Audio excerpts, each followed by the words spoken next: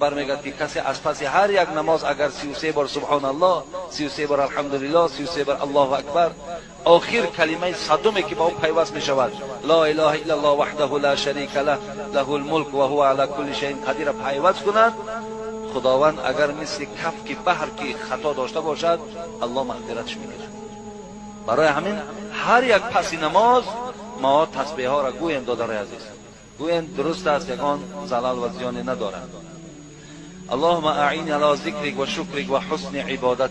این حضرت معاذ پیامبر ما گفته بود لا تدعن فی دبور کل. حضرت معاذ گفته بود پیامبر ما که هیچ وقت از پس نماز همین دعای اللهم اعین علی ذکرک و شکرک و حسن عبادتک فراموش نکن. گوشت خرگوش و زرگوش هر دو حلال است.